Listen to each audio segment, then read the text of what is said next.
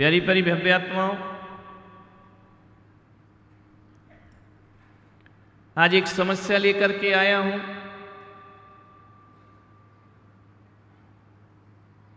वह ऐसी समस्या है जो हर व्यक्ति के जीवन में है।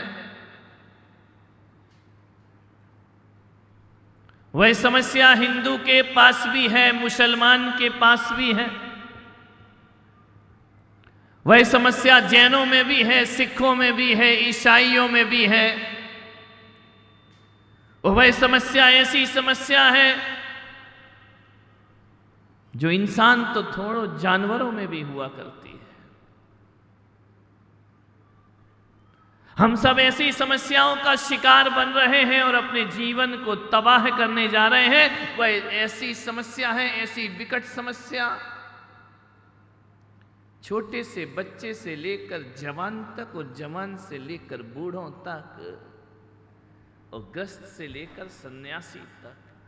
अमीरों के महलों में भी वह समस्या है, गरीब के झोपड़े में भी वह समस्या है, और गांव के गलियारों में भी वह समस्या है, और शहर के चौराहों में भी वह समस्या है। वह ऐसी समस्या है, एक पढ़े लिखे जीवन में, एक पढ़े लिखे व्यक्ति के पास भी वही समस्या है, एक अनपढ़ के पास भी वही समस्या है। कितना भी डिग्री ले ले, कितनी भी ऊंचाइयां प्राप्त कर ले, आदमी एक समस्या का शिकार है। ध्यान रखिए, मूर्ख हो या ज्ञानी हो,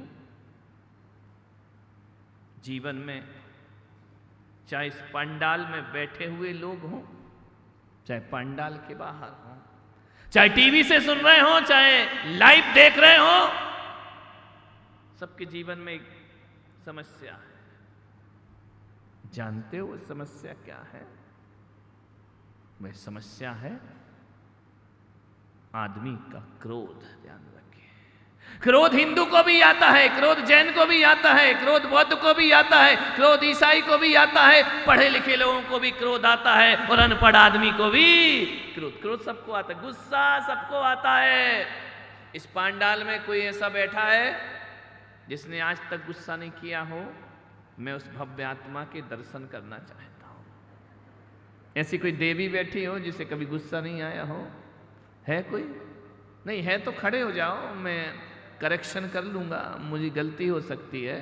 जिसको आज तक गुस्सा नहीं आया हो, ऐसा कोई है इस धरती पर? ऐसा कोई, धरती तो छोड़ो बहुत बड़ी है, इस पंडाल में बताओ जिसे गुस्सा ना आता हो। ऐसी कोई महिला माता जी बैठी हो, कोई ऐसा व्यक्ति बैठा हो जिसने आज तक गुस्सा नहीं किया हो? ध्यान रखना, गुस्सा बड़ा यूनिवर्सल है, सबको आता है। बड़ों को तो छोड़ो, गोद में लेटे हुए बच्चे को भी गुस्सा आता है। यदि उसे चुटकी बजा के, पैर हिला के प्यार से दूध ना पिलाओ तो बच्चा भी दूध पीने को तैयार है। नहीं, गुस्सा सबको आता है, गुस्से से कोई बचा नहीं है। हर किसी के जीवन में क्रोध है। ध्यान, क्रोध से बचो। ऐसी समस्या है हर पल हर क्षण, रात में भी आता है, दिन में भी आता है, रविवार को भी आता है, सोमवार को भी आता है, मंगलवार को भी आता है। 30 त्योहार हो जब भी गुस्सा आता है, और घर में बारात उठ रही हो तो भी गुस्सा आता है, घर में डोली उठ रही हो तो भी गुस्सा आ जाता है, और किसी की अर्थी जा रही है तो भी। क्रोध तो हर समय 24 घंटे हमारे सिर पर सवार है। हमारा सिर नहीं, माचिस की वो तीली बन गया है जिसके मुंह पर बारूद लगा होता है। थोड़ा सा घिसा कि बारूद भभक के तैयार हो जाया करता है, आग लग जाती है। ध्यान रखना, क्रोध सबके जीवन में है। कोई जिसको गुस्सा नहीं आता? पुष्पदंत आता है कि गुस्सा? आएगा ही, क्यों नहीं है? इंसान है तो गुस्सा आएगा। ध्यान रखना, सबके जीवन में क्रोध है। और ऐसा कौन व्यक्ति है कि जो गुस्सा आए उसके बाद पश्चाताप नहीं हो? पश्चाताप भी सबको होता है, गुस्सा करते हुए आदमी सोचता है कि मैं गुस्सा क्यों कर रहा हूँ। गुस्सा करने के बाद जब सारे काम बिगड़ जाते हैं तो आदमी सोचता है मैंने क्रोध क्यों किया। रोज पश्चाताप करता है, रोज गुस्सा करता है, रोज गिल्टी फील करता है, रोज गुस्सा करता है, रोज भगवान से कहता है क्षमा कर दे, अब गुस्सा नहीं करूंगा। और थोड़ी देर बाद फिर गुस्सा करने लगता है। गुस्सा आता नहीं है, गुस्सा हमने अपनी आदत बना ली है। जानना क्रोध। मैं आपसे निवेदन करता हूं कि जीवन एक रंग भूमि है, इसे रणभूमि मत बनाओ। जीवन एक रंग भूमि है, इसे रणभूमि मत बनाइए। घरों में महाभारत की स्थापना मत करिए। महाभारत मतलब हर घर में महाभारत छिड़ी है, ध्यान रखना। हर घर में लड़ाइयां हैं, हर घर में क्लेश है, हर घर में झगड़े हैं। निवेदन है, एक महिला आई, बोले गुरुदेव सब कुछ है मेरे पास, रुपए पैसे बहुत हैं, सुंदर सा मकान है, बच्चे हैं, सोने के आभूषण हैं, डायमंड के आभूषण हैं, सब है तेरे पास। बोले हाँ, फिर क्यों आई मेरे पास? मन अशांत है। सब कुछ है आदमी के पास, डिनर सेट है, गले के लिए डायमंड सेट है, सोफा सेट है, दिमाग अपसेट है। ध्यान रखना, सब सेट है, घर पूरा सेट है, बस क्या नहीं है सेट? दिमाग आदमी का सेट नहीं है। ध्यान रखना, अपसेट जिंदगी जी रहा है। बोले मन अशांत है। मैंने कहा क्यों? बोले रोज झगड़े होते हैं घर में। किस बात को लेके झगड़े होते हैं? यूं तो हम पति पत्नी बहुत प्यार करते हैं, लेकिन झगड़ा भी बहुत होता है। लोग कहते हैं ना, जहां प्यार होता है वहां झगड़ा। बंद करो ये भाषा, नहीं, प्यार है तो प्यार ही होना चाहिए। झगड़ा होगा तो प्यार की हत्या कर दिया करता है। ध्यान रखना, जहां झगड़ा होगा वहां प्यार जीवित नहीं रहा करता है। ये परिभाषाएं हटाओ कि जहां प्यार होता है वहां झगड़ा होता है। अरे अरे भाई, झगड़ा प्यार में नहीं होता।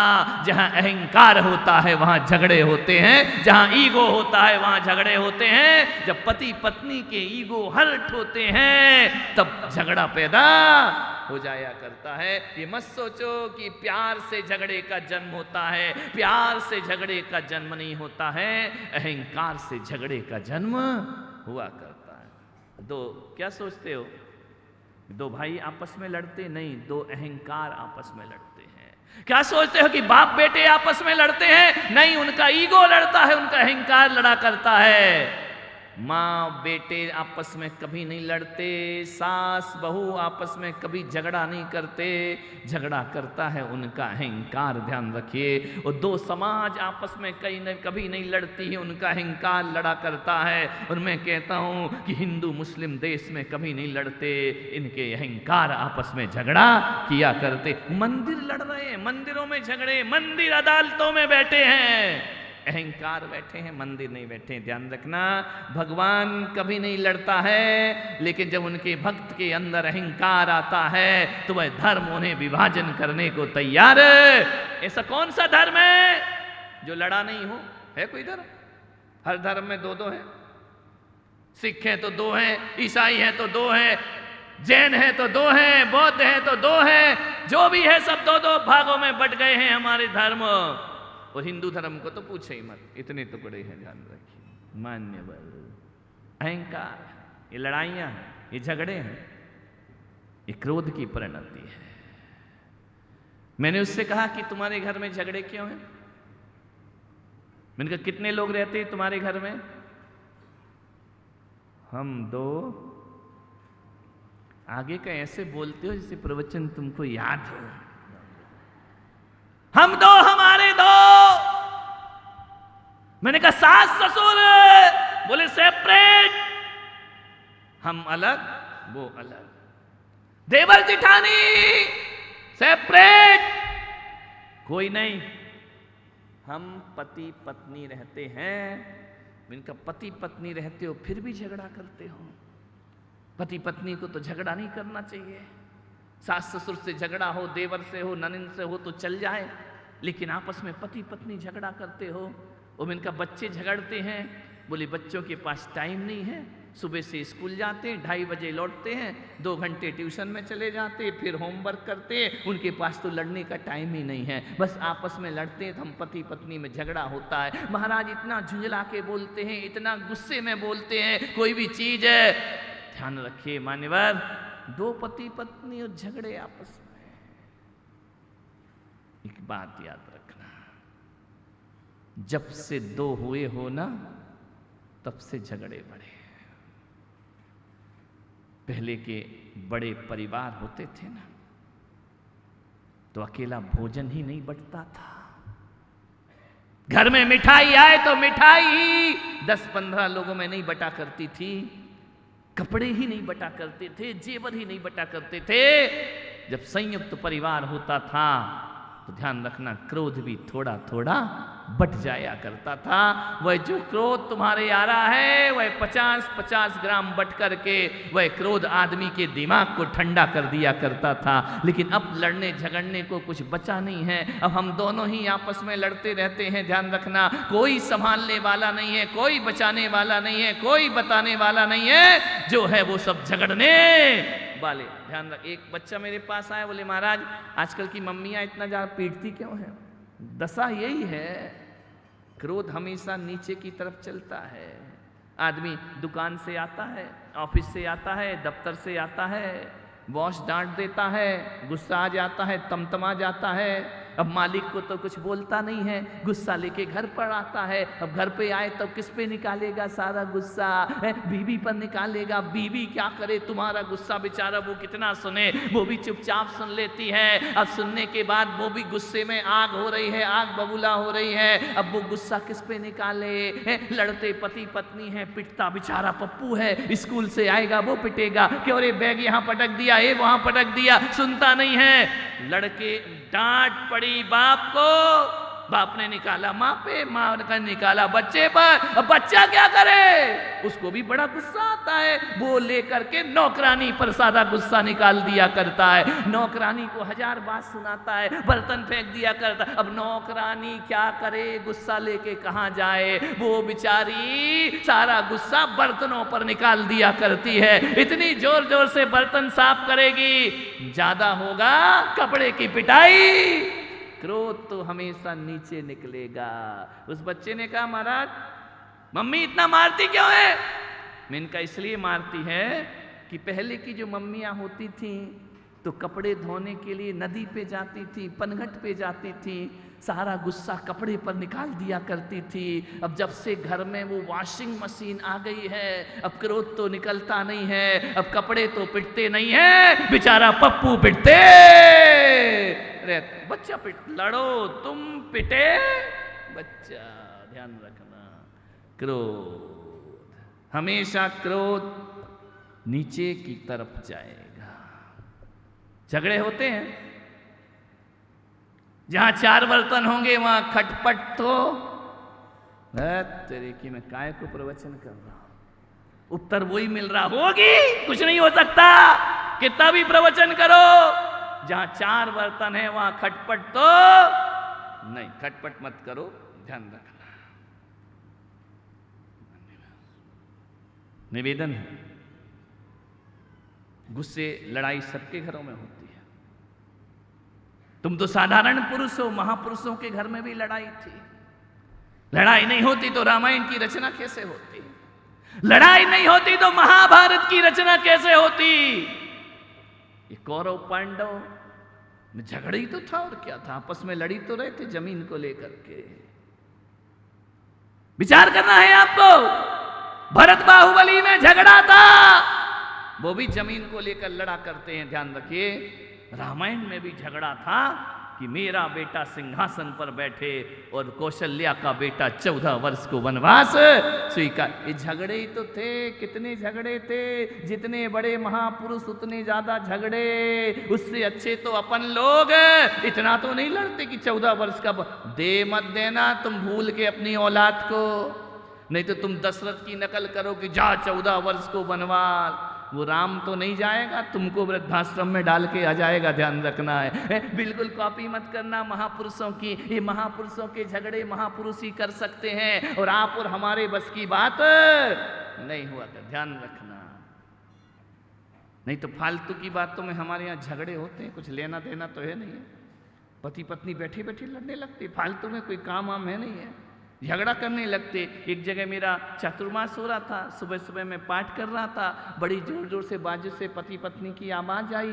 मैंने कहा यार ये कौन लड़ रहा है सुबह सुबह। मैं सोचा कि शायद महाभारत शुरू हो गई हो टीवी पे, आदमी बैठा बैठा क्या करे महाभारत देख रहा होगा। मैंने महाराज से कहा देखो तो अपन सुबह सुबह पाठ कर रहे हैं, बाजू से झगड़ने की आवाज आ रही है। झांक करके देखा तो पति पत्नी लड़ रहे, इतने लड़े इतने लड़े इतने लड़े कि लड़ते लड़ते कमरे से निकल के आंगन तक आ गए। अरे मैंने कहा मामला बहुत डेंजरस होते जा रहा है, ये आगे निकल के आ गए। मैं जैसे ही पहुंचा मैंने कहा इधर आओ, झगड़ा क्यों कर रहे हो। बोले महाराज आपने सुन लिया क्या। मैंने कहा नहीं मैं बहरा हूँ, मुझे सुनाई थोड़ी देता है, बाजू में रह रहा हूँ, मुझे सुनाई नहीं देगा।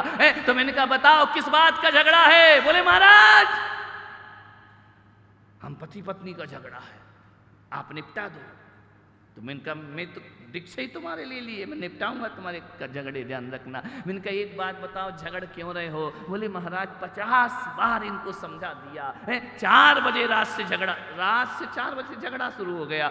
लोग ब्रह्म मुहूर्त में भगवान का स्मरण करते, परमात्मा का ध्यान करते, माला करते, नमोकार का जाप करते हैं, पति पत्नी में झगड़ा हो गया। हुआ कुछ नहीं, नींद नहीं आ रही थी दोनों को। अब नींद नहीं आई, 4 बजे उठ गए तो करें क्या। अब 4 बजे से चाय बना के भी क्या करेंगे, नाश्ता करके भी क्या करेंगे।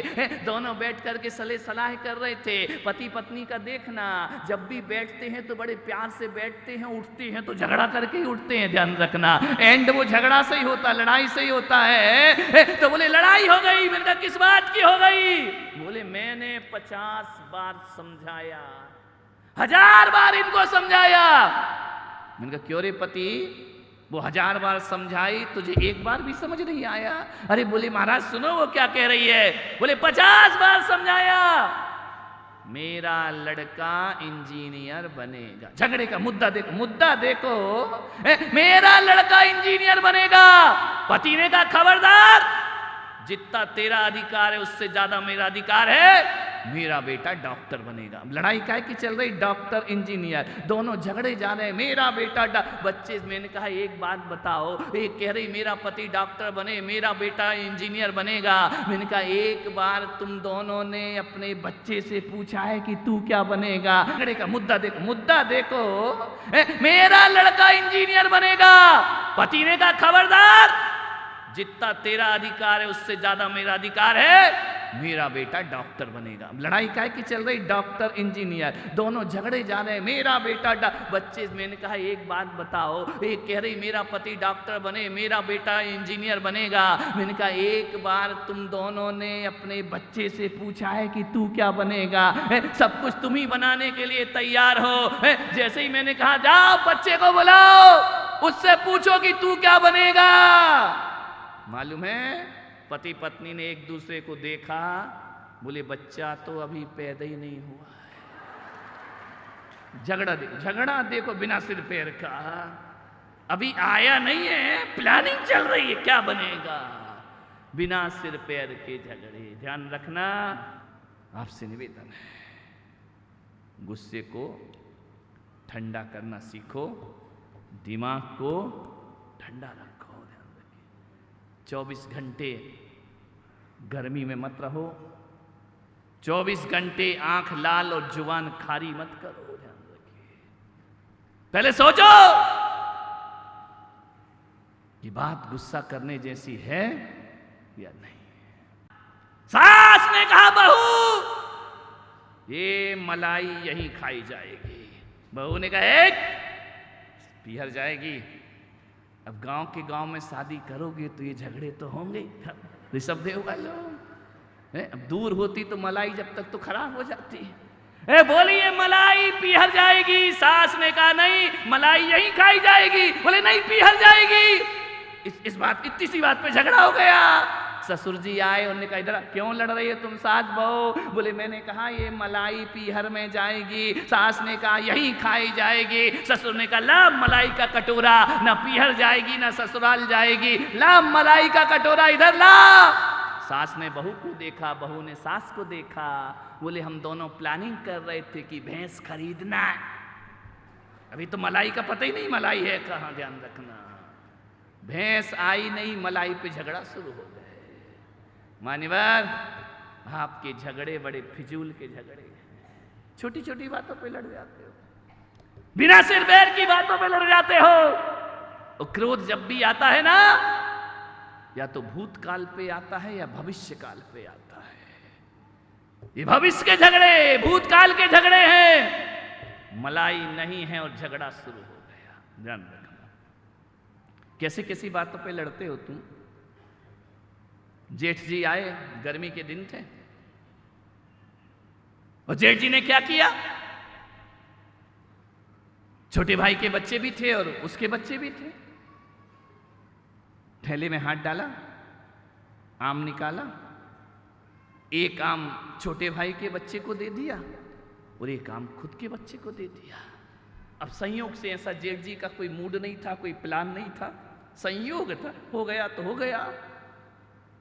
छोटा आम छोटे भाई के बच्चे को दे दिया और बड़ा आम खुद के बच्चे को दे दिया। ये तो जेठ ने सोचा भी नहीं था, लेकिन वहां बहू रानी देख रही, अच्छा अपने बच्चे को बड़ा और मेरे बच्चे को छोटा। अतश्री महाभारत प्रस्तुत करता गोदरेज। इतनी सी बात पे झगड़ा हो जाता है। मान्यवर, क्रोध तात्कालिक पागलपन है, ध्यान रखना। जब वो आता है तो बुद्धि को हर के आता है, और जब जाता है तो पश्चाताप को छोड़ करके जाया करता है। ध्यान रखिए। आपसे मेरा निवेदन है, किन किन बातों पे झगड़े हो रहे? छोटे बड़े आम पे झगड़े हो गए। ये तो उस पिता ने सोचा ही नहीं था, लेकिन झगड़े हो गए। मुल्ला नसरुद्दीन जयपुर जा रहा था, कहीं गए हैं, अभी तक नहीं लौटे हैं। जयपुर जा रहा था मुल्ला नसरुद्दीन, उसका बेटा कमाल आया। बोले इधर आ, इधर आ। बोले क्या पापा? बोले बेटा मैं जयपुर जा रहा हूं, हो सकता है 1 दिन के 2 दिन और लग जाएं। तो बच्चे ने कहा कोई बात नहीं बाप, तुम जाओ तो जाओ, यहां से थोड़ी तो शांति होगी। बोले इधर आ। उठाए और 4-6 तमाचे मारे। पत्नी गुलाबों ने कहा तेरा दिमाग खराब है, तू बाहर जा रहा है, बाहर जाता है तो बाप बेटे को सीने से लगाता है, प्यार करता है, तू उसकी पिटाई कर रहा, तू उसकी ठुकाई कर रहा। बोले तू चुप रहे, मार लेने दे जी भर के, मैं जा रहा हूं, 4-5 दिन भी लग सकते हैं। अरे तो बोले उसको प्यार कर। मुल्ला ने कहा नहीं, जी भर के ठोकूंगा पट्टे को, आज इतना मारूंगा इतना मारूंगा। पूछा मुल्ला तू पागल हो गया, काय को मार रहा है? बोले इसलिए मार रहा हूँ कि जयपुर जा रहा हूँ, 4-5 दिन लग गए और कल इसका रिजल्ट आ रहा है और मुझे मालूम है फेल होगा, और ये फेल होगा तो इसकी पिटाई। ध्यान रखना, ये भविष्य के झगड़े, फोकट के झगड़े, फोकट का गुस्सा कि कल मैं रहूंगा नहीं और रिजल्ट में ये पक्का। वो तो स्वरित बड़ा हो गया है, नहीं तो बल्लू भी यही करके जाता। ध्यान रखना, मास्टर का लड़का है। ध्यान रखना, माने विचार करिए, सोचिए। बेकार के झगड़े होते हैं हमारे घरों में, बिना सिर पैर के झगड़े। ये मिट्टी के ठीकरों के लिए आदमी लड़ता है, ये मकानों के लिए आदमी लड़ता है। एक घर में पैदा होने वाले 2 भाई कटघरों में जाकर के खड़े हो जाया करते हैं, 1-1 इंच जमीन के लिए लड़ रहे हैं। ध्यान रखना। मान्यवर, आज से निवेदन है, ये ना दौलत जाएगी साथ, ना रुपया ना पैसा साथ जाएगा, तो हमारा प्यार हमारे साथ जाया करता है। ध्यान रखिए। लेकिन आदमी लड़ रहा है, भूतकाल के झगड़े होते हैं। इतना अच्छा प्रवचन में आदमी आ रहा था, चौराहे पे झगड़ा हो गया, कॉलर पकड़ ली। अरे मैंने कहा हुआ क्या? बोले वो ही आदमी है। मैंने कहा कौन? जिसने 2 साल पहले मुझे गाली दी थी। तेरे पागल की 2 साल पहले की गाली अब याद आ रही है तुझे? बोले नहीं, जब जब इसको देखता हूं तो गाली याद आ जाया करती है। अरे मैंने कहा 2 साल पहले इसने गाली दी थी ना, वो दिन कौन सा था, वो तारीख कौन सी थी? बोले तारीख और दिन तो याद नहीं। अरे मैंने कहा दिन और तारीख याद नहीं और गाली को जिंदगी भर याद रखता है। अरे जैसे कैलेंडर भूल गया वैसे गाली भी भूल जा, तेरे जीवन में आनंद बरस। आदमी कितनी बातें याद रखता है। अभी रामायण की चौपाई कहें तो 2 दिन बाद भूल जाओगे, गाली तो जिंदगी भर। उसने मेरा अपमान किया था, उसने मुझे गाली दी थी, मान्यवर उसने दी तो तूने ली क्यों? ध्यान रखना, सामने वाला जितना गाली देने को स्वतंत्र है उतने तुम भी लेने और नहीं लेने को स्वतंत्र। लेकिन तुम तो इतने जल्दी लेते, लाओ दे दो गालियां, 1 के बदले 4। सुना क्यों? पहले के जमाने में क्या होता था, चिट्ठी लिखते थे, अब तो चिट्ठी मिट्ठी का लफड़ा ही खत्म हो गया। जब से मोबाइल आया चिट्ठी का लफड़ा ही नहीं तो रोज शाम को बच्चे खेलते थे, स्कूल से आते थे, डाकिया आता था, पोस्टमैन आता था, चिट्ठी आई होगी, संदेश आया होगा। अब तो चिट्ठी मिट्ठी का लफड़ा ही खत्म, SMS कर दिया, मैसेज पहुंच गया। और आजकल तो लिखने का भी खत्म, यहाँ वहां से उठाया, यहाँ से लिया, वहां फॉरवर्ड कर दिया, उसका लेके उसे फॉरवर्ड कर दिया। मान्यवर ये भी पढ़ने की फुर्सत नहीं कि उसमें क्या लिखा है। कभी एक काम करना अनंत जी, यदि मैसेज में 10 गाली लिखी हो किसी को फॉरवर्ड कर देना तो वहां से यही लिखा आएगा थैंक यू, क्योंकि पढ़ने का उसको भी समय, ना भेजने वाले को पढ़ने का समय है ना लेने वाले। क्या जमाना था जब चिट्ठियां आती थी, इंतजार रहता था, कैसी भाषा थी, एक एक शब्द संभाल संभाल के लिखा जाता था, कैसे शब्दों का संकलन हुआ करता था, कैसे भावनाओं को शब्दों में रंग करके पहुंचाया जाता था और कैसे दूरियों को आपस में मिलाया जाता था। वह पत्र का जमाना हुआ करता था, चिट्ठी का जमाना हुआ करता था। आजकल तो चिट्ठियां सब खत्म हो गई। ध्यान आती है क्या कोई चिट्ठी? तो हाँ सरकारी आती है, इनकम टैक्स के नोटिस, गवर्नमेंट की आती है, ध्यान रखना, कोर्ट का नोटिस, तलाक का नोटिस। प्रेम की चिट्ठियां तो आना बंद हो गई। कौन लिखता है चिट्ठियां? चिट्ठियां इतनी अच्छी होती थी, दिल से दिल की बात हुआ करती थी। वो कभी झगड़े में कोई बहू अपने पापा को चिट्ठी भी लिखती थी तो 6 दिन में 7 दिन में जवाब आता था, तब तक झगड़ा निपट जाता था। ध्यान रखिए, दोनों में प्रेम हो जाया करता था। अब तो ऐसा कि यहाँ झगड़े, अरे झगड़ा तो छोड़ो, फोन करना तो छोड़ो, अब तो मोबाइल ऑन करके झगड़ा हो जाता है। सुनो मेरा पति क्या बोल रहा है, ध्यान रखिए, बहुत हालत खराब है। पुराने जमाने लौटना चाहिए फिर से एक बार। मान्यवर, क्रोध हर जीवन की समस्या है। तुम्हारे घरों में, तुम्हारी फैक्ट्रियों में, तुम्हारी दुकान में छोटे छोटे वो अग्निशामक यंत्र लगे रहते हैं ना, फायर लगा रहता है। क्यों लगाते हैं फैक्ट्री में? बोलो, कहीं धोखे से आग लग जाए तो जब तक फायर ब्रिगेड आएगी उससे पहले छोटी मोटी आग को इससे कंट्रोल किया जाए। ध्यान रखना। मैं आपसे निवेदन करता हूं, दुकान में और फैक्ट्री में अग्निशामक यंत्र लगाते हो, मैं आज पुलक सागर कहता हूं एक अपने दिमाग में भी अग्निशामक यंत्र लगाओ, यहाँ से जाके। और इसलिए लगाओ, वो यंत्र कौन सा होगा? ऐसा मत करना कि तुम उठा के उसको सिर पे लेके घूमने लगो कि महाराज ने कहा अग्निशामक यंत्र लेकर के चलो। नहीं, वो मैं नहीं कह रहा हूँ। मैं कह रहा हूँ कि अपने दिमाग में समझदारी का अग्निशामक यंत्र लगाओ, क्योंकि तुम्हारे दिमाग में भी कभी भी चिंगारी भड़क सकती है, कभी भी आग भड़क सकती है, कभी भी तुम्हारी जिंदगी को राख कर सकती है। आपसे निवेदन है, जब भी आपके घर में क्रोध की आग लगे, समझदारी का अग्निशामक यंत्र रखना। पूरे गांव में हर घर से झगड़ा करने की आवाज आती थी, लेकिन कबीर की झोपड़ी से कभी पति पत्नी के झगड़ने की आवाज नहीं आती थी। एक जिज्ञासु गया और उसने जाकर कबीर से पूछा कि मैं बरसों से देख रहा हूं तुम्हारी झोपड़ी में परमात्मा के गीत तो सुनाई देते हैं, आत्मा के गीत तो सुनाई देते हैं, तुम्हारे घर में कभी लड़ाई की आवाज नहीं आती है। कबीर जी, वो क्या सूत्र है कि हमारे घरों से भी झगड़ा खत्म हो जाए? कबीर ने कहा बैठो, तुम्हारा सत्कार है, अतिथि हो, आओ बैठो। उसने दोपहर को 12 बज रहे थे, मई जून का महीना था। कबीर ने पत्नी को कहा कि सुनती है? पत्नी ने कहा बोलो, आदेश करो।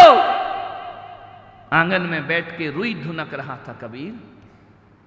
कबीर ने कहा लालटेन जला के ला। पत्नी गई, लालटेन जलाई, ला के रख दी।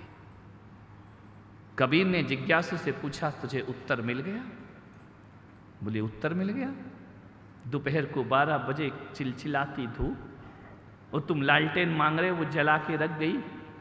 या तो तुम पागल हो या तुम्हारी बीवी पागल है। कबीर ने कहा उत्तर नहीं मिला? बोले नहीं। कबीर ने कहा बैठ, उत्तर लेके जाना। कबीर ने कहा नहीं सुनती है? उसने कहा बोलो स्वामी क्या बात है? बोले 2 गिलास दूध बना कर ला। पत्नी गई, दूध लाई। कबीर ने कहा जिज्ञासु से कि दूध पियो।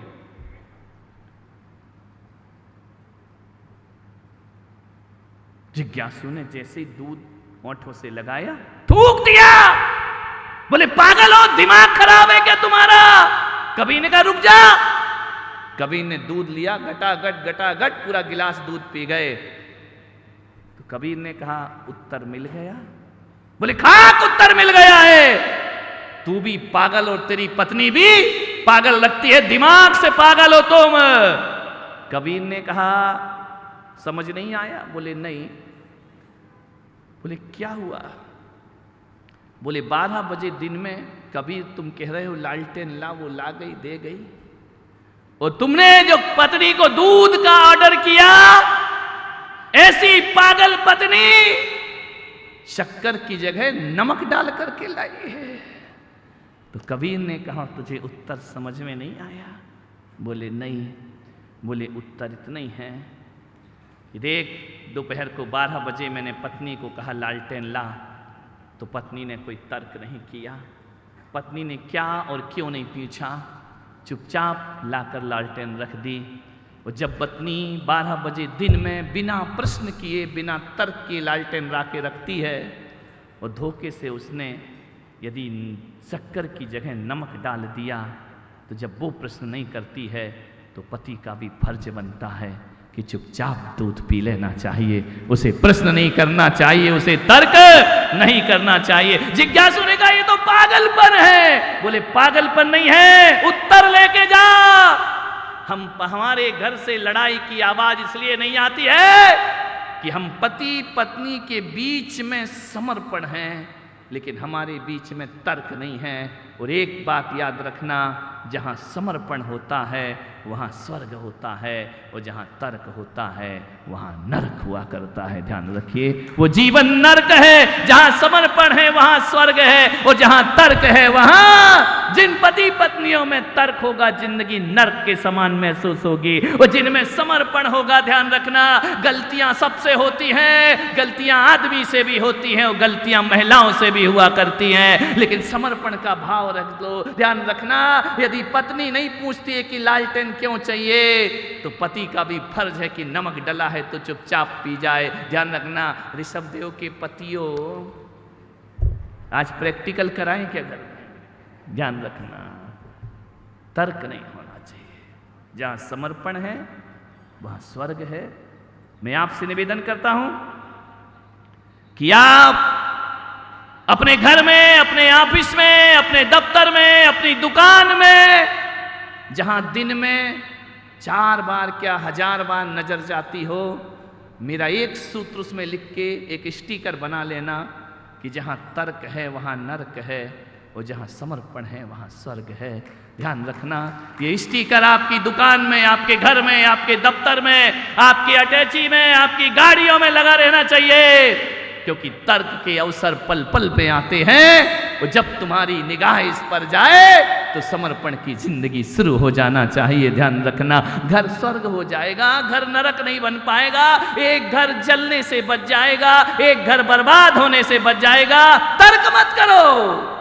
मैं आचार्य पुष्पदंत सागर जी गुरुदेव के चरणों में आया, आचार्य विद्यासागर जी के चरणों में बाल ब्रह्मचारी रहा, उनके पास मैंने साधना सीखी। लेकिन जब दीक्षा लेने का अवसर आया, आचार्य पुष्पदंत सागर जी महाराज के चरणों में आया। जाते ही साथ मैंने सबसे पहला प्रश्न किया, गुरुदेव मुझे आपके चरणों में रहना है, मुझे सन्यास की दीक्षा दीजिए। मेरे गुरुदेव ने कहा कि आचार्य विद्यासागर जी के संग से आए। मैंने कहा हाँ। तो बोले एक ही बात याद रखना जिंदगी में, ध्यान रखना। मैंने कहा बोलो गुरुदेव। बोले तुम्हारे और मेरे संबंध यदि मधुर रखना है तो आदेश करो, मैं जिंदगी भर संबंध मधुर रखूंगा। उन्होंने कहा कभी जिंदगी में मुझसे तर्क नहीं करना, ध्यान रखना। यदि मुझसे तर्क किया तो हमारे तुम्हारे संबंध खराब। और आज 30 साल हो गए उनसे दीक्षा लिए, मैंने अपने गुरु से आज तक कभी कोई तर्क नहीं किया, कोई प्रश्न नहीं किया, आज तक नहीं किया। आपने देखा होगा मेरी 30 साल की साधना का फल, जिन शरणम पंच कल्याणक में मेरे गुरुदेव ने भरी सभा में कहा कि मेरे सभी शिष्यों में कोई मेरा प्रिय शिष्य है तो पुलक सागर हुआ करता है। ध्यान रखना, तर्क मत करो, तर्क से कुछ नहीं मिलता है। सास बहू में तर्क है, पति पत्नी में तर्क है। सास ने कहा यो, बहू ने कहा क्यों, अतश्री महाभारत। ध्यान रखना, सास कहे यो तो बहू कहे यो। मैं कहता हूं उस घर को कभी नजर नहीं लग सकती है। ध्यान रखना, जिस घर में समर्पण की भाषा बोली जाती है। एक महत्वपूर्ण सूत्र दे रहा हूं आपको। आदमी की असली औकात तब पता चलती है जब वो गुस्से में भर के बोलता है। ध्यान रखना, शांत होता है तब किसी आदमी की पहचान नहीं कर सकते हो। आदमी के संस्कार, आदमी की औकात तब पता चलती है जब वो गुस्से में बोलता है। ध्यान रखिए, क्योंकि जब गुस्से में बोलता है ना तो इतने स्तर तक नीचे गिर जाता है, इतने स्तर तक नीचे गिरता है, पशु की पशुता भी शर्मा जाती है। ऐसे शब्दों का तुम प्रयोग करते हो। एक काम करना, जाके अपने बच्चे को कहना, बेटा, छोटा सा बच्चा होगा, 9वीं 10वीं पढ़ते होगा, कि बेटा हम मम्मी और पापा जब आपस में झगड़े ना तो एकदम से चुपचाप से रिकॉर्डिंग कर लिया कर। ध्यान रखना, मैंने ये प्रयोग किया है, मेरा चतुर्मास हो रहा था। मैंने कहा एक काम कर बेटा, जब भी झगड़े उनकी चुपचाप रिकॉर्डिंग कर लिया कर। बच्चे ने रिकॉर्डिंग कर ली। और रिकॉर्डिंग करने के बाद जैसे ही दोनों का क्रोध का भूत उतरा और वो दर्शन करने आए, बच्चा मेरे उसके साथ मेरे पास आया, वो बोले महाराज एक चीज सुनाओ, एक चीज सुनाओ। मम्मी पापा कहे हाँ सुना दे, सुना दे। उनको क्या मालूम उनकी महाभारत सुना रहा है। जैसे ही चालू किया, ऐसे ऐसे शब्दों का प्रयोग किया गया, अपने शब्द सुनकर स्वयं शर्मिंदा हो जाता है आदमी। ध्यान रखना, क्रोध ऐसा पागलपन है जो इसने स्तर से नीचे गिराता है जहां मनुष्यता भी शर्मा जाया करती। गाली गलौज पे उतर आता है आदमी, माँ बाप पे उतर आता है आदमी। बहू ने गलती करी तो अकेली बहू तक गाली नहीं पहुंचती, उसके माँ बाप तक गाली पहुंचा करती है। ध्यान रखना, उसकी खानदान तक गाली पहुंचा करती है। कितने अपशब्दों का प्रयोग करते हो तुम गाली में। ध्यान रखना, सारी सभ्यता का परिचय और संस्कारों का परिचय तभी होता है जब गुस्से में तुम भड़का करते हो। ध्यान रखिए, आदमी कैसा है ऐसे समझ में नहीं आएगा, क्रोध में समझ आता है कि आदमी किस स्तर का है। ध्यान रखना, इतना स्तर क्रोध में गिर जाता है। मान्यवर, कहा जाता है कि कोई आदमी जब बहुत गुस्से में होता है और उसे यदि चूहा या सांप काट लेना तो आदमी नहीं मरता, सांप मर जाता है। ध्यान रखना, आपके क्रोध में, आपके ब्लड में जहर घुल जाया करता है। ध्यान रखिए, और ये क्रोध ऐसा है जो हजारों बीमारियां तुम्हारे जीवन में लाता है। डिप्रेशन लाता है, तनाव लाता है, शुगर लाता है, कैंसर लाता है। क्रोध के कारण ध्यान रखना, अपने खून को ज्यादा गर्म मत रखिए, ठंडा रखने का प्रयास करिए। मानने वाला सोचना है आपको। 80 साल के हो गए, सामायिक करते करते भी शांत नहीं हुए। रोज मंदिर जाते हो, पूजा पाठ करते हो, तो भी जीवन में शांति नहीं मिला करती है। माला फेरते हो और शांत नहीं होते हो, भगवान को जल चढ़ाते हो और शांत नहीं होते हो, मंदिरों में घंटे बजाते हो, शांति नहीं मिलती है तुम्हारे जीवन में। लाखों करोड़ों का दान करते हो, मन अशांत जीता है। ध्यान रखना, मन को शांत बनाओ मेरे भाई। जब भी गुस्सा आए, गुस्से को पंचर करना सीखो। मालूम है, टायर पंचर कर दो तो गाड़ी चलती नहीं है। पंचर कैसे होता है गुस्सा? ऐसा नहीं कि गुस्सा जिस पे आ रहा उसको सुई चुभा दो, पंचर हो गया, बोले सामने वाला नहीं पड़ जाए। नहीं, पंचर करने का मतलब होता है, जब भी क्रोध आ रहा हो ना, तो कहना प्लीज 5 मिनट बाद। ध्यान रखें, तुरंत जब, लेकिन तुम तो तुरंत ही जवाब लेके बैठे हो। उसके जुबान से सामने वाले के से आधे शब्द निकल नहीं पाते, तुम ब्याज सहित वापस करने को बैठे हुए हो। ध्यान रखना, तुरंत नहीं दो जवाब, 5 मिनट रुको, 5 मिनट बाद जवाब दूंगा। मैं कहता हूं, यदि आपने क्रोध के जवाब में 5 मिनट लगा दिए, क्रोध का टायर पंचर होने में ज्यादा देर नहीं लगा करता है। ध्यान रखिए अपने आप से। एक आदमी था, इतनी गाली लिखी, इतनी गाली लिखी, इतनी गाली लिखी, उसने अपने दुश्मन को 1000 गालियों का एक पत्र लिखा। उस समय जब पत्र चला करता था, इतनी गाली, इतनी बदतमीजी, इतने अपशब्द लिखे। मेरे पास आया, मैंने कहा क्या लिख रहा है? बोले दुश्मन को पत्र लिख रहा हूं, तेरे जैसा गिरा हुआ इंसान, तेरे जैसा घटिया आदमी, तेरे जैसा बेवफा आदमी, तेरे जैसा झूठा आदमी। अरे मैंने कहा कितनी गालियां लिखी इसमें तूने, ध्यान रखना। बोले बस ये लेटर डाल रहा हूं, आज से उसकी और मेरी दोस्ती खत्म हो गई। मैंने कहा एक काम कर, चिट्ठी मत डाल। बोले क्यों? मैंने कहा कल डाल देना, आज मत डाल। बोले नहीं नहीं आज ही डालूंगा, छोड़ूंगा नहीं उसको। अरे मैंने कहा एक दिन तो रुक जा, मेरे कहने से तू मेरा चेला है। बोले आपका भक्त हूं। मैंने कहा जो मैं कहूं वो करेगा। बोले पक्का करूंगा। मैंने कहा चिट्ठी कल डालना। दूसरा दिन आया चिट्ठी लेकर। मैंने कहा क्यों रे चिट्ठी डाल दी? बोले महाराज नहीं डाल पाया। मैंने कहा क्यों? बोले मैंने सोचा कि डालने से पहले एक बार पढ़ लेता हूं, और जब मैंने अपने ही शब्द पढ़े तो मुझे अपने आप से नफरत हो गई कि मैं कितने अपशब्दों का जीवन में उपयोग किया करता हूँ, कैसे कैसे शब्द मैं बोला करता हूँ। जब क्रोध का भूत उतर गया तब पता चला कि मुझे ऐसा नहीं करना चाहिए। तो मैंने कहा चिट्ठी कहाँ गई?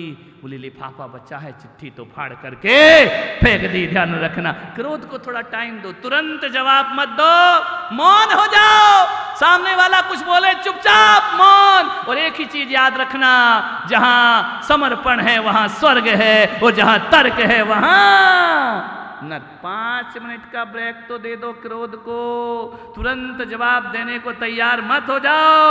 ध्यान रखिए क्रोध पंचर हो जाएगा, थोड़ा धैर्य रखो। 2 बाप बेटे, कांच का प्याला टूट गया। बाप ने बेटे से कहा देख प्याला किसने तोड़ा? बच्चे ने कहा पिताजी जाने की जरूरत नहीं है, प्याला आपकी पत्नी ने तोड़ा है। अरे बोले पागल, तेरी बीवी क्यों नहीं तोड़ सकती है? बोले नहीं नहीं, इतना जोरू का गुलाम देवदास अपनी मां को कह रहा उनने प्याला तोड़ा। बोले पक्का गारंटी है, ये जो प्याला टूटा है ना वो मम्मी के हाथ से टूटा है, मेरी बीवी के हाथ से नहीं टूटा है। बोले ऐसे कैसे गारंटी? बोले जाके पता कर लो किसने तोड़ा है। नहीं बोले तू इतनी गारंटी से बिना देखे कैसे बोल रहा है? बोले बिना देखे इसलिए बोल रहा हूं कि जब प्याला टूटा ना पिताजी, तो प्याले टूटने की टनकार तो आई, बाद में मम्मी की झनकार नहीं आए। इसलिए मैंने कहा कि ये प्याला मेरी, नहीं तो मेरी बीवी तोड़ती तो 2 आवाज आती, प्याले की टनकार और मम्मी की झनकार। बच्चे बड़े होशियार हो गए हैं, ध्यान रखना, सोचना है आपको, विचार करना है। समझो, वाणी अमर्यादित मत करो। मालूम है, क्रोध जब आता है ना, अकेला नहीं आता। इतना क्रोध निर्बल है, अकेले नहीं आता है। क्रोध की पूरी फैमिली है। क्रोध की एक मम्मी है। जानते हैं क्रोध की मम्मी का नाम क्या है? बोलो सोमेश, क्रोध की मम्मी का नाम? अपनी का नहीं बताना। क्रोध की एक माँ है। क्रोध कब आता है? क्रोध कब पैदा होता है? मां के कोख से क्रोध पैदा होता है, मालूम है? क्रोध की मां का नाम अच्छे से कर लेना, हो सकता शाम को पूछे, ध्यान रख। वो लिख रहे हैं, पेन चल रहा है वहां, ध्यान रखिए, इनाम का मामला है। क्रोध की मां का नाम उपेक्षा बाई, ध्यान रखना। जब अपेक्षा की उपेक्षा होती है तो क्रोध का जन्म हो जाया करता है। मान्यवर, कभी जिंदगी में किसी से अपेक्षा नहीं रखना। एक आदमी ने मुझसे पूछा कि जीवन का सबसे बड़ा सुख क्या है? मैंने कहा किसी से उम्मीद नहीं रखो, ये जीवन का सबसे बड़ा सुख हुआ करता है। अपनी औलाद से भी उम्मीद मत रखो। बहू की बात तो बहुत बड़ी है, खुद की पैदा हुई संतान से भी कोई उम्मीद नहीं रखना चाहिए। अरे उम्मीद की बात करो तो संतान तो छोड़ो, ज्यादा दिन तक अपने शरीर से भी ज्यादा उम्मीदें रखना नहीं चाहिए। ये तन भी हमेशा साथ देगा, इसकी कोई गारंटी नहीं हुआ कर। उम्मीद मत रखो।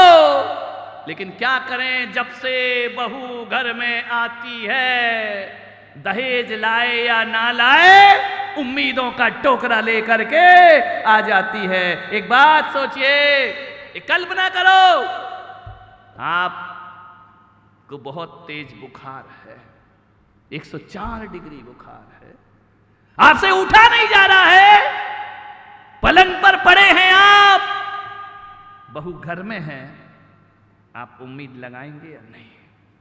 ईमानदारी से बताओ, क्या लगाओगे उम्मीद? आएगी, पूछेगी, पानी लाऊं मम्मी? दूध पियोगी मम्मी? क्या खाओगी मम्मी? दवाई खा लो। लगती है ना उम्मीद। और एक बात बताओ, और यदि बहू ने ये सब नहीं किया, कौन पैदा होगा? अपेक्षा की क्या हो गई? उपेक्षा। अब क्या पैदा होगा? क्रोध पैदा होगा ना। मैं पुलक सागर कहता हूं, उस अपेक्षा को आग लगाओ, उस अपेक्षा को खत्म करो। हाँ, बीमार हो जाओ, बहू पूछने आए तो अपनी किस्मत समझना, ना आए तो भी अपनी किस्मत समझना।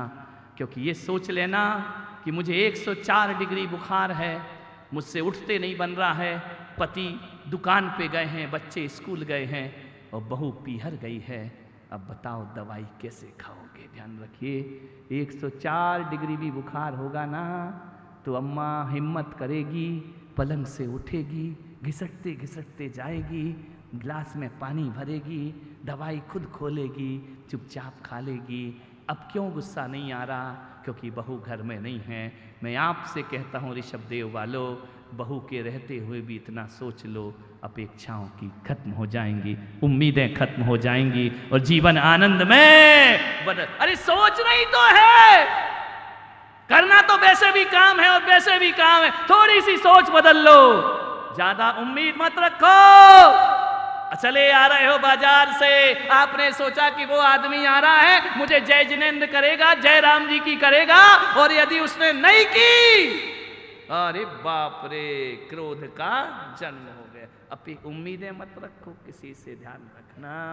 एक गिलास पानी की भी उम्मीद मत रखो।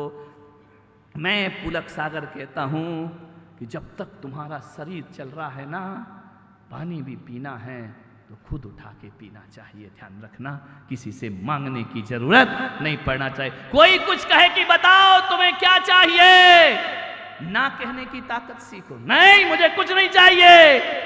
ध्यान रखना, सबसे बड़ा अमीर कौन है?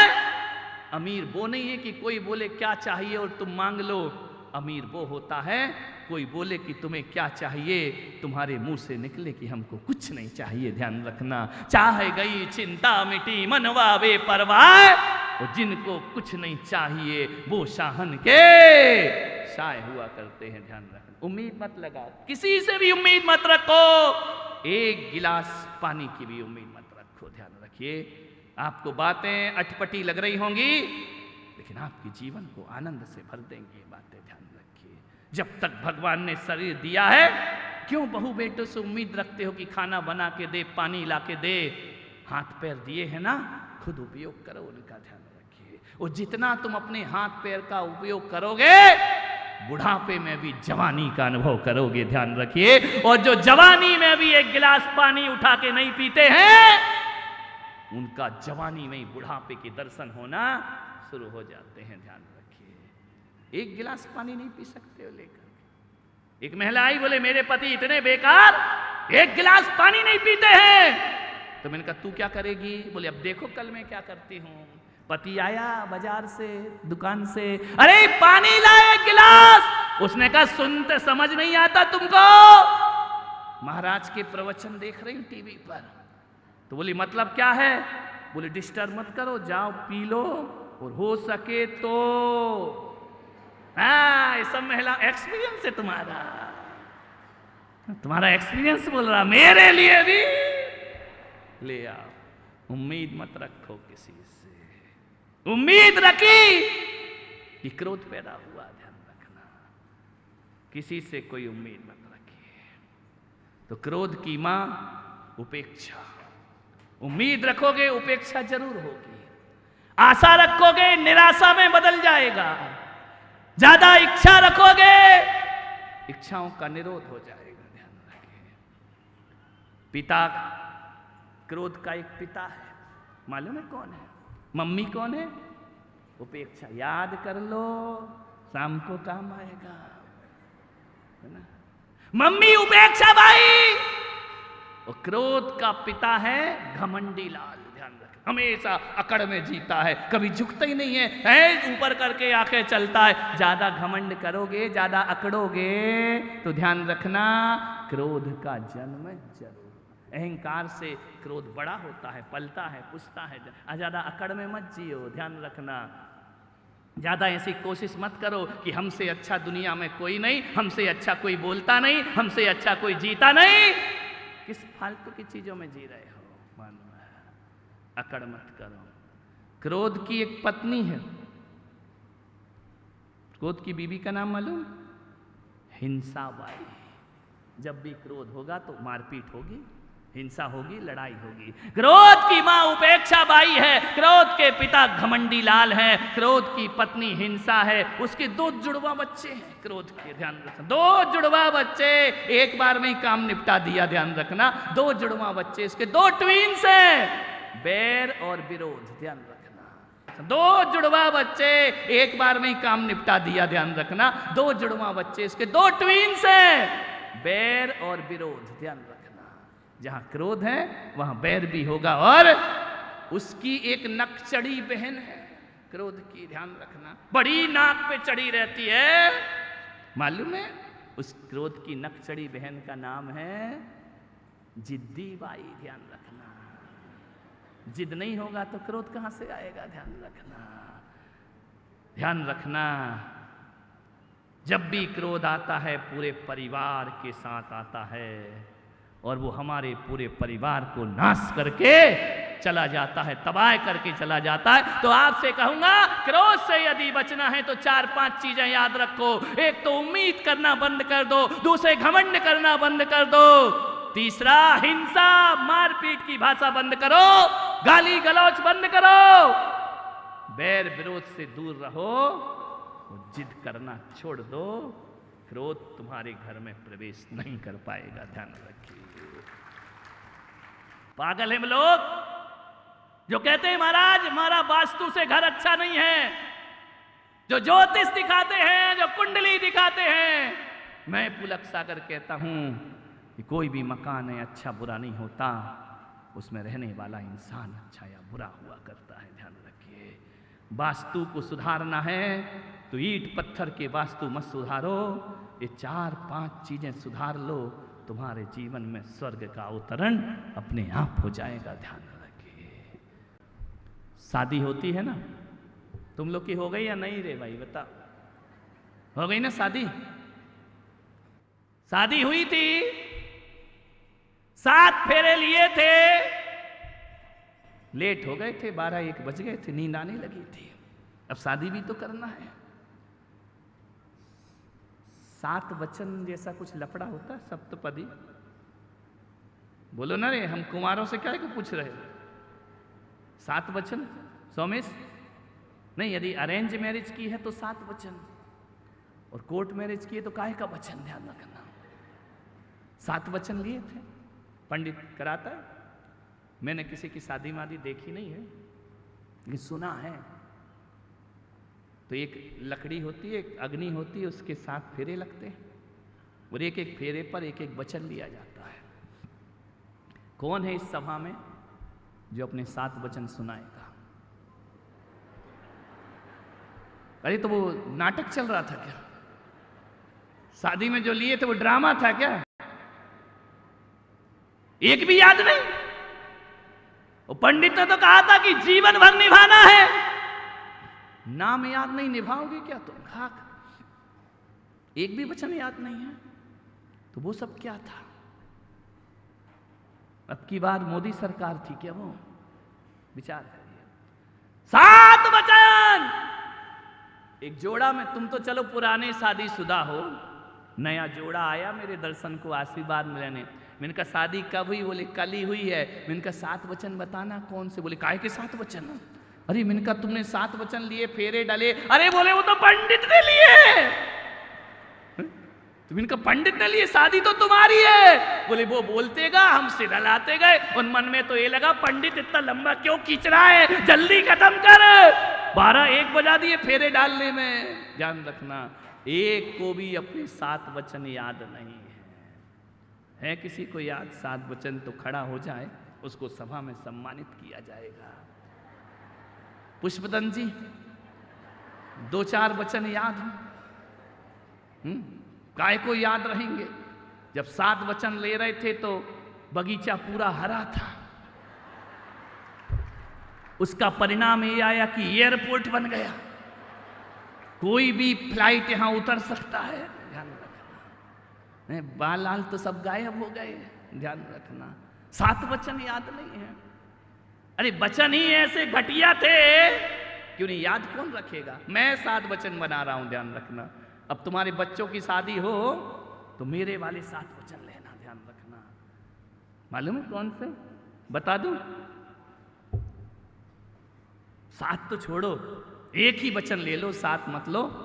जब भी फेरे लेने लगे ना, लड़के लड़की शादी हो, तो एक ही वचन पंडित को दिलाना चाहिए, और एक ही वचन दूल्हा दुल्हन को लेना चाहिए कि देख हम तुम अब जीवन भर के साथी बन रहे हैं। और तुम लोग नहीं ले पाए वचन तो अब ले लो।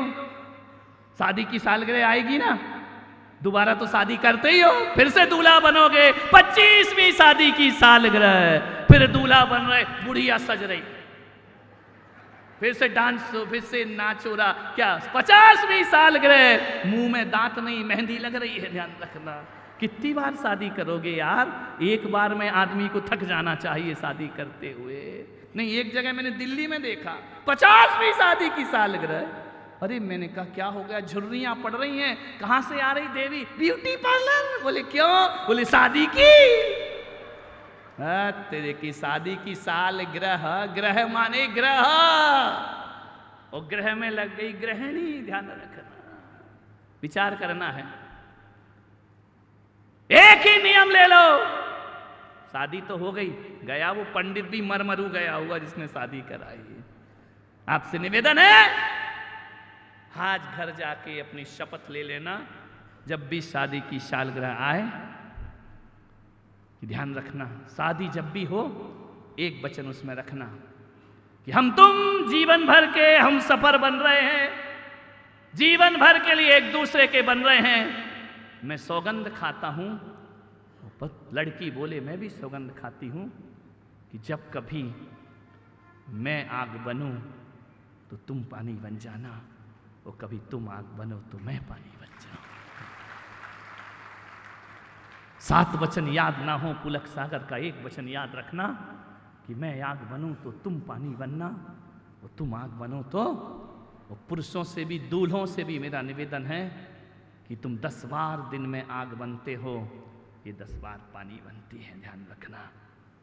आपसे निवेदन है, आदमी 10 बार आग बनता है, पत्नी 10 बार पानी बनती है। आज पुलक सागर सब पतियों से निवेदन करता है कि वो 10 बार तुम आग बनो तो पानी बनती है, दिन भर में एक बार उसको भी आग बनने का मौका दो, और तुम पानी बन करके दिखाओ जिंदगी। जोर से तालियां बजाओ देवियों, आज तो बनी जाना आग, देखो पानी बनता है कि नहीं। मान्य जिंदगी जीने के सफल सूत्र हैं, पत्नियां सबकी तेज होती हैं। वो मैं तो कहता हूं तुम पानी बनना सीखो। पत्नियां तो तुलसीदास की भी बहुत तेज थी, पत्नी तो कालिदास की भी बहुत तेज थी, पत्नियां तो सबकी तेज हुआ करती है। ध्यान, तुकाराम की भी पत्नी बड़ी तेज थी, ध्यान रखना। मान्यवर, मैं तो कहता हूं जिसकी पत्नी तेज हो, समझना वो आदमी महापुरुष बनने की तैयारी कर रहा है, ध्यान रखना।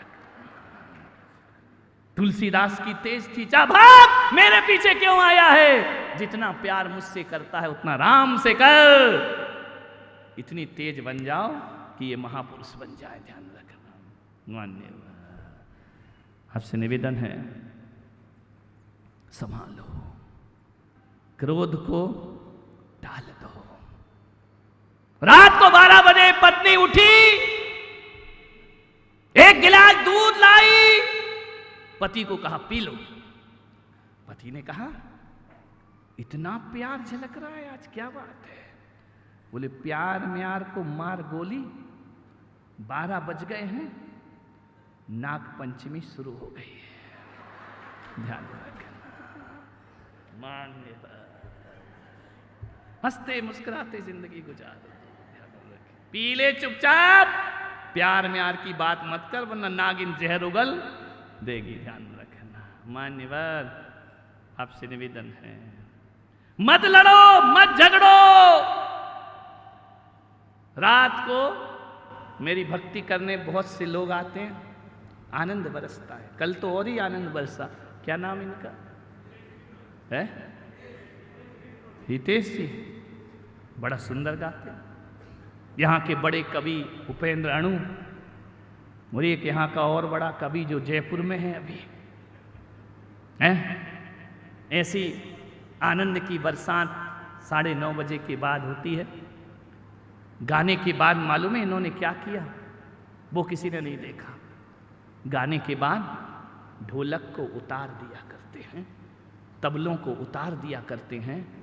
मैंने वादक से पूछा कि ये क्या कर रहे हो? बोले महाराज उतारेंगे नहीं तो फट जाएगा, ध्यान रखिए। हम इसे बजाते समय ही चढ़ाते हैं, बाकी समय उतार दिया करते हैं। इनका नहीं उतारोगे तो ले फट जाएगा। अरे मेरे तो प्रवचन तैयार हो गया। जब ढोलक को उतारना पड़ता है, अरे गुस्सा भी उतारो नहीं तो ब्रेन हेमरेज हो जाएगा, ध्यान रखना। ये मस्तिष्क भी तुम्हारा फट जाएगा, ये भी बीमारियां आ जाएंगी, दिमाग फट जाएगा तुम्हारा। जैसे संगीतकार अपने वाद्य यंत्रों को उतार देता है, शाम सोने से पहले क्रोध का भूत उतार देना चाहिए, ध्यान रखना। अरे नींद तभी आनंद की, सुकून की आएगी तुम्हारे जीवन में। मान्यवर, मैं बहुत बड़ा ज्योतिषी तो नहीं हूं, थोड़ा बहुत मुझे आता है। जब भी क्रोध आए ना तो एक मुहूर्त देखा करो। मैं कभी भी क्रोध कर लेते, जब मूड बना तभी क्रोध कर लेते हो। घर में प्रवेश करना है तो मुहूर्त देखते हो, शादी करना है तो मुहूर्त देखते हो, अच्छे काम करना है तो मुहूर्त देखते हो। मेरे पास आओ, मैं भी कुछ मुहूर्त बताऊंगा। क्रोध हमेशा नहीं करना, अच्छे मुहूर्त में करना। गुरु पुष्प योग आए, रवि पुष्प योग आए तभी करना, क्योंकि साल में 1-2 बार ही आते हैं। मान्यवर, आपसे निवेदन करना चाहता हूं, गुस्सा आता है तो पत्नी पर गुस्सा कभी नहीं निकालना। बहुत गुस्सा आए, बहुत गुस्सा आए, महिलाओं को गुस्सा आए, पति पर क्रोध नहीं निकालना। ड्रेसिंग टेबल के सामने चली जाना, जितना चिढ़ाना हो चिढ़ा लेना, जितना गाली बकना हो कांच में बक लेना। पति को ज्यादा गुस्सा आए, तकिया फाड़ दो, पत्नी का दिमाग मत फाड़ो, ध्यान रखिए। जो कुछ करना है करो, क्रोध को निकाल दो, क्रोध को भर के मत रखो, ना बड़ा विस्फोट हो जाएगा, निकालो, लेकिन पत्नी पर नहीं, ध्यान रखना। गुस्सा आए दीवार पे निकाल दो, दीवार पे 2-4 मारो खींच खींच के, गुस्सा यहां से निकलता हुआ दिखाई देगा, ध्यान रखना है। मान्यवर, आपसे निवेदन है, सोमवार को कभी क्रोध नहीं करना। सोमवार सप्ताह का पहला दिन अशुभ कर लिया, 7 दिन बर्बाद हो जाएंगे, ध्यान रखना। जैसे ही क्रोध आए कि ना आज सोमवार है, अभी सावन सोमवार चल रहे ना, शिव जी महाराज के जो भक्त हैं सावन सोमवार कर रहे हैं। सावन सोमवार में क्या कर रहे हैं? भोजन छोड़ रहे हैं। मैं पुलक सागर कहता हूं, भोजन छोड़ने का नाम धर्म नहीं होता, गुस्सा छोड़ने का नाम धर्म हुआ करता है। सोमवार के व्रत में क्रोध का त्याग कर दो कि आज मैं क्रोध नहीं करूंगी, आज मैं गुस्सा नहीं करूंगी। सोमवार को क्रोध नहीं करना, शिव जी महाराज का दिन है, चंद्रमा का दिन है, ध्यान रखना। पहला दिन खराब मत करो, दूसरे दिन क्रोध आए, जैसे ही दरवाजा खटखटाए कहना ओ भाई आज क्रोध नहीं कर सकता। बोले क्यों? बोले मंगल भवन या मंगल हारी द्रवहु दशरथ। मंगलवार को कौन क्रोध करेगा? मंगलम भगवान वीरो मंगलम गौतम गढ़ी और मंगलम कुंद कुंदाद्यो जैन धर्मोस्तु। मंगलवार को क्रोध मत करना। क्रोध आएगा बुधवार को, कि ना बुद्ध को शुद्ध रहना है, और गुरुवार को तो गुरु का दिन है, उस दिन क्रोध काय को करना। शुक्रवार को आए तो कहना शुक्रिया, आज नहीं कल मिलेंगे। और शनिवार को आए तो कहना ओ शनिचर, पड़ोसी के घर में जा, मेरे घर में काय को आता है। और रविवार को क्रोध आए, संडे हॉलीडे, आज छुट्टी का दिन है, हमको क्रोध नहीं करना है, ध्यान रखिए। एक व्यक्ति ने कहा कि मेरा परिवार सुखी कैसे, इसको 7 दिन में कौन सा बार सबसे अच्छा होता है? मैंने पुलक सागर ने कहा ना रविवार अच्छा, ना मंगलवार अच्छा, ना बुधवार अच्छा है। 7 दिन में एक भी बार अच्छे नहीं होते हैं, अच्छा होता है 8वां बार, और वो होता है परिवार, ध्यान रखना। और जो परिवार को अच्छा कर लेता है उसके 7 बार अपने आप अच्छे हो जाते। क्रोध मत करो, रोज ध्यान रखना, हर समस्या का समाधान है। चुप रहने की आदत डाल दो, लड़ो झगड़ो, मेरे कहने से तुम सुधरोगे तो नहीं। अब भी देखना, हो सकता रास्ते में 2-4 निपट जाए, लेकिन आपसे निवेदन करता हूं, कितना अच्छा रहे अगर आदमी बच्चा रहे, कितना अच्छा रहे अगर आदमी, बचपन में भी तो लड़ते थे ना, झगड़ते थे ना, आपस में लड़ लिए दोनों भाई, थोड़ी देर बाद दोनों गले में हाथ डाल के घुमा करते थे। कितना अच्छा रहे अगर आदमी बच्चा रहे, ध्यान रखना।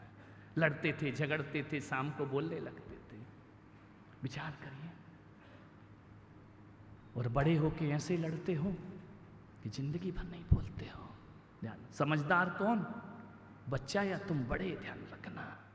आपसे निवेदन है, लड़ लेना, झगड़ लेना, पिट लेना और पीट लेना, लेकिन शाम को बोलचाल जरूर करना। सास बहू में तू मैं हो जाए, सोने से पहले बहू का फर्ज है सास के कमरे में जाए, बोले अम्मा जी जय जिनेंद्र, ध्यान रखिए, जय राम जी की, जय केसरिया नाथ की। यदि बहू ने इतना कह दिया ना, तो रात भर का जो, दिन भर का जो गर्मी में चढ़ रहा था पारा 48 डिग्री से ऊपर, जैसे ही तुमने कहा कि मम्मी जी जय जिनेंद्र, गुस्सा लुढ़क के पारा नीचे आ जाएगा। वो जो दुश्मनी थी वो दोस्ती में परिवर्तित हो जाएगी। ध्यान रखिए, बोल चाल बंद मत करो। देवरानी जिठानी, भाई भाई, बाप बेटे लड़ो, लेकिन बोल चाल बंद मत करिए, क्योंकि जितना तुम बोल चाल बंद करोगे, क्रोध बैर का रूप ले लिया करता है। ध्यान रखना है, क्रोध तक सीमित रहे तो भी ठीक है, लेकिन क्रोध जब दुश्मनी बन जाता है तो वह क्रोध जीवन के लिए बहुत दुखदाई हो जाया करता है। खूब लड़ लो, झगड़ लो, तू मैं कर लो, और शाम को जब पति पत्नी मिलो तो कहना कहो ना प्यार है। ध्यान रखिए, हम साथ साथ हैं। ध्यान रखना, लड़ें झगड़ें कुछ भी हो, हम दोनों का प्यार अमर है। ध्यान